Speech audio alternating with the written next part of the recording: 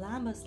Šiandieną atsakysiu į vieną dažniausiai užduodamų klausimų, kadangi mielosios, brangiosios dažnai jaučiate nerimą, stresą, nesusitvarkote su savo emocijomis. Taip pat tai galioja ir mamytėms, esamoms, būsimoms arba tiesiog pervargusioms ar ne. Šis video ir skirtas. Kai yra liūdesys, kai yra pyktis, kai yra nesupratimas savęs ar ne savo emocijų, jausmų, kas vyksta, kas, kur, kodėl, agresija galbūt ar ne, toksai savęs praradimas, jeigu kalbam apie mamytes, lygiai taip pat yra nuolatinis pervargimas, naujas gyvenimo būdas, etapas, galbūt depresija ar ne. Tai štai parodysiu jums gražuolius ir truputėlį atsipalaiduokite tiesiog ir pajauskite, kas jūs traukia. Pasikraukite energijos lygiai taip pat ir per ekraną, ar ne? Pasimėgaukite kristalo energiją, pasimėgaukite vaizdu ir porą minutėlių tiesiog skirkite savo nieko negalvoti, nieko nedaryti, o tiesiog pasižiūrėti ir galbūt pajausti. Lauksiu komentaruose tai, kas jums patiko labiausiai, kas sušildė jūs. Štai čia yra meilės savo akmuo ir įvairios jų formos. Nesakysiu net pavadinimo, kad jums nesukti galvos tam, kad jūs visiškai atsipalaiduotumėte. Tiesiog parodysiu, kiek įvairių formų yra ir tiesiog paklausykime garsų, pasižiūrėkime, pajauskime ir prisipildykime. Meilė savo apskritai labai svarbu. Yra didžiulio dydžio delno, yra įvairiausių kitų formų. Toliau keliaujame prie vieno mylimiausių ir svarbiausių akmenų. Moteriai apskritai, vyrams be abejo tai patinka, bet čia yra moters kristalas. Moters kristalas tai yra mūsų pasąmonė, tai yra mūsų moteriškumas, mūsų pagrindas, mūsų ašis, ar ne, štai koks didžiulis gražus delninukas. Tai yra viskas apie mus.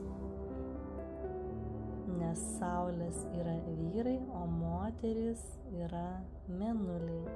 Ypatingai tom griežtom moterims, kurios visada su kelnėmis, kurios niekada neturi poilsio ir atostogų, kurios laiko visus namų kampus ir planuoja nuo atostogų iki vaikų apsirengimų, iki to, ką valgysim rytoj ir pačios dar ir parūpina, ar ne? Atkreipkite dėmesį į šį nuostabų akmenį. Čia yra vien tik mėnulis, ar ne? Čia yra mėnulis. Čia yra meilė savo, įvairios formos. Keliaujame toliau. Pasimėgaukite dar vienu nuostabiu kristalu, kuris atneša pokyčių į mūsų gyvenimą. Žiūrėkit, net vaivorykštę pagavom, ar ne? Matot? Visus kristalus, kuriuos gaunate arba kuriuos turite visą laiką įdėmiai apžiūrėkite. Tai yra ne tik atsipalaidavimas, malonumas, grožis, bet ir nuostabių dalykų, formų atradimas. Turime dar vieną nuostabų akmenį, kuris pasirūpins jūsų pokyčiais ir jūsų vidinę laisvę. Štai kiek įvairių formų galima sukurti iš vieno akmens ir kristalo. Svarbiausia yra, kad jisai būtų tikras. Nekaitintas, nedažytas, neparyškintas, nepabalintas. Na, bet šiandieną ne apie tai. Pasimėgaukite tiesiog spindesį. Pajauskite energiją. Štai tokia, bet mažesnė druzelė taip pat yra laisva ir daug įvairiausių kitų formų. Tai stresuojančiams, nevaldančiams emocijų, pametusiams save, mamytėms, šviežiai iškeptoms, o galbūt ne tik šviežiai iškeptoms. Štai čia yra puikus pasirinkimai.